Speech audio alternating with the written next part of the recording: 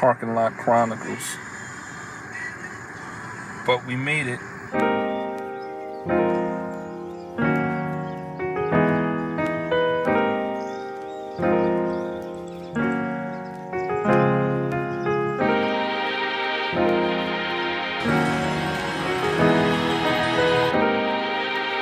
Babe, show the belly. Look at the belly.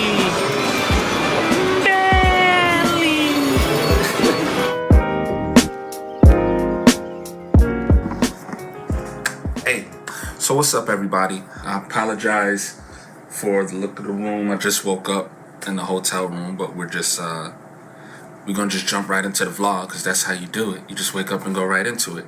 We left New York to go to Atlantic City, spent a little bit of time with my family, going on a little bit of a vacation.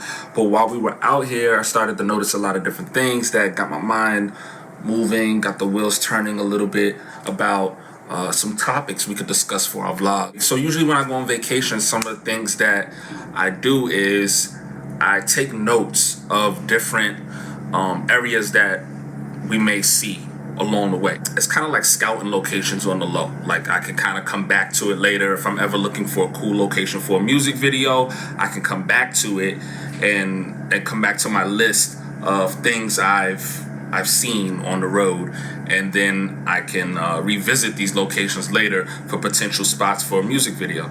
So while I was out the other day doing that, walking around, I started to think about all of the videos I've done and all of the different things that can go wrong on a video set. Just to be honest with you, things always go wrong. I mean, it could be something huge like some financial situation didn't fall through, some financial promises didn't fall through, and certain things had to come out of your budget that wasn't supposed to come out of your budget.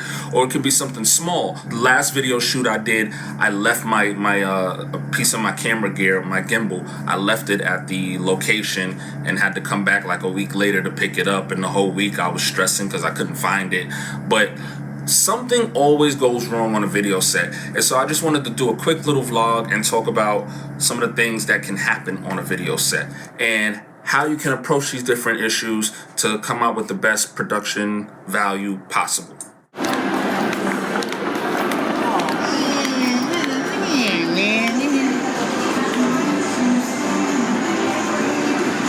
Taking a picture? You ought to take a picture with me near the machine. I can't. He can't. They won't let me do pictures on the machines. It's not a picture, it's a video. Oh, it's a video. Okay.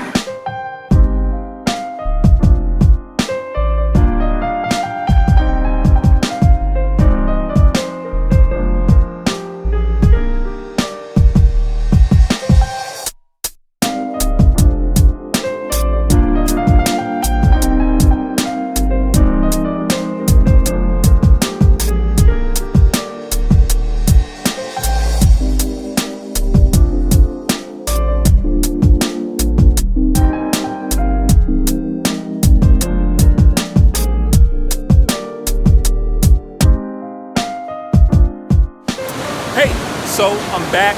It might be a little bit noisy, but that's because we're out here right by the beach, as you can see. But yeah, anyway, to jump back into what we were discussing, we were talking a little bit about making sure that we're being adaptable on video shoots. Things go wrong on video shoots, so you got to be able to adapt to your surroundings. A surrounding like this where there's a lot of water, if I was coming to shoot here, I would make sure that my car is full of blankets, full of different articles of clothing for me to change into in case things get a little messy. But you never want to be limited to your surroundings, so you never want to not have enough to get the job done. I would want to be able to go in the water if I need to go in the water and you know, shoot behind different areas that may not be easy to get to. So I want to make sure that I have everything possible in order to get those difficult, you know, shots done. One time I was on a video shoot and it was like an abandoned house, but in the back of the abandoned house was a frozen lake, and it was the dead of winter, and we were walking to this abandoned house, and we were walking on the lake, and the ice broke. So we had to go to a Walmart and find different articles of clothing. I was freezing in the middle of winter, but a lot of that could have been avoided if I was a little more prepared. You know, I didn't have a change of clothes and all of this different kind of stuff. And I really kind of went out there with some sneakers and like not really prepared to do the kind of journey and the kind of hike and the kind of running around that we needed to do out there. So you always want to be as prepared as possible and be prepared for change. Be prepared to change locations at any given moment. Be prepared to change directions in script and in your shot list and all of these different kind of things.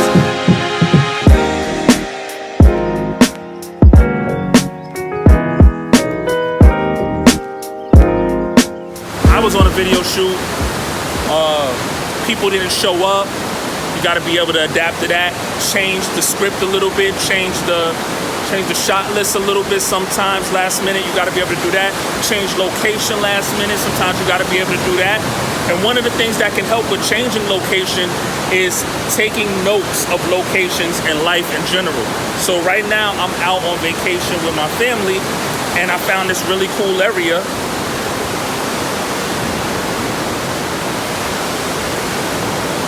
This really dope area where there's a lot of interesting cinematic shots, really cool looking shots. So what I'm gonna do is, once I leave here, I'm gonna go back to my phone and I'm gonna drop a little pin on this location.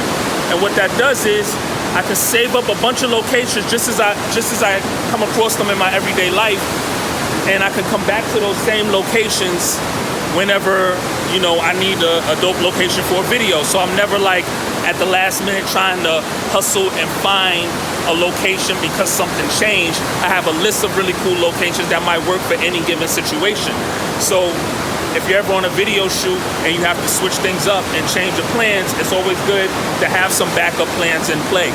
And this is what I like to do when I go out on vacation. Just explore different areas and have a little list of different dope things that I can do, and or different dope areas I can shoot at when I'm shooting a video.